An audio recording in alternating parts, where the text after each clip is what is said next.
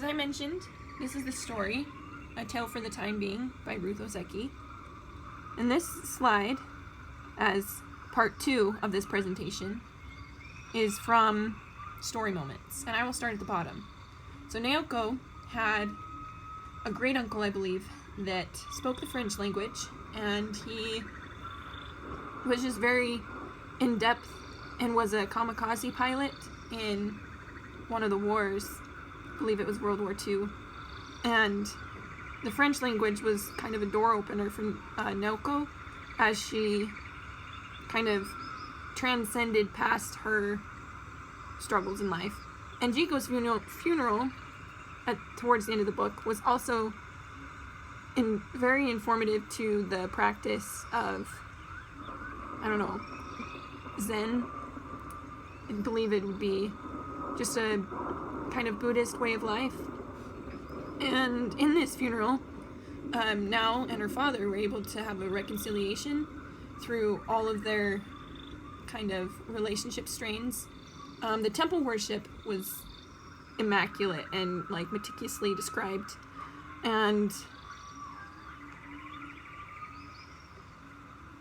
I'm just continuously amazed by the descriptive features and how you can see all the plants, all the animals, all of the stone steps, as I mentioned there on number 3, and one adventure that they take in fighting the waves and reaching out to people at a convenience store that were, to begin with, making fun of them, but old Jiko and the girls in color were able to meet in the center and find a center that you would find in Zen, and old Jiko was able to give them the respect of the girls bowing and old Jiko bowing to them. Before Nao goes to the temple, there's the arrival of the midgets in gray pajamas. And I bring this up because the elements of humor in this story are, astronomical. They are, monumental to me. Because not only are we able to see the peace that happens, but we can also see how a laugh is just like that snap of a finger that I was talking about in part 1. And laughter, I think, propels time forward and allows us to capture it the way this book captures time and bring it back to us. In number 1, I talk about origami, homework, and the philosophical mind because origami is done by Nao's father, who is Haruki number 2, kind of goes by Harry. And she does her homework while her father makes these origami praying mantises. And it was just a beautiful imagery of, family moments and the now that we were trying to capture. Now, in parallel to that moment of time that captures all of those, we go to Ruth. Now, Ruth is the one that finds Nao's journal with all of her stories inside. Ruth reads this journal. Sorry about that. Time happens just like that. Ruth finds her journal in a freezer bag covered in barnacles on a beach in British Columbia. And she lives there with her husband, Oliver, and he is kind of an environmentalist, geologist type, and spends a lot of time outside. And she's a writer, so she spends a lot of time inside writing. And the parallels there kind of are interesting as she comes to read this story to Oliver every night and interact with her community. So there's a lot of rainstorms here, and that's why I included rain and gum boots.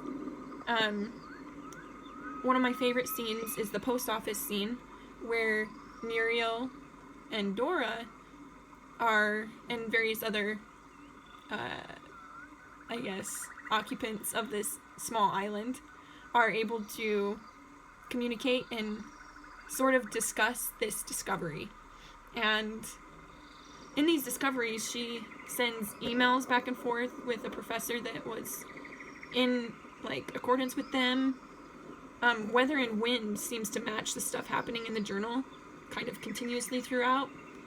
And they also have a beachcombing scene, like collecting clams, which kind of reminds me the way Now is trying to collect time in her set of experiences. And then there's Pesto, which is their cat, and he is quite the character. His real name is Schrodinger, with the idea that things are both alive and dead until you look at them.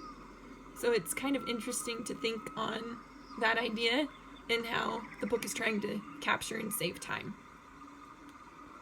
And she also has her own meditation experience, which I believe brings me to this slide.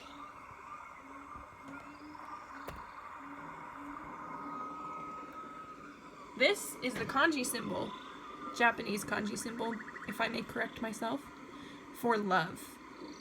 And I left the rest of the slide blank for a reason. Because Zen is that moment to keep your mind completely relaxed, completely focused on now, and the ability to connect and move along with the things of life. If I may, here I will read Zazen instructions. So first of all, you have to sit down, which you're probably already doing. The traditional way is to sit on a zafu cushion on the floor with your legs crossed, but you can sit on a chair if you want to. The important thing is just to have good posture and not to slouch or lean on anything. Now you can put your hands in your lap and kind of stack them up so that the back of your left hand is on the palm of your right hand.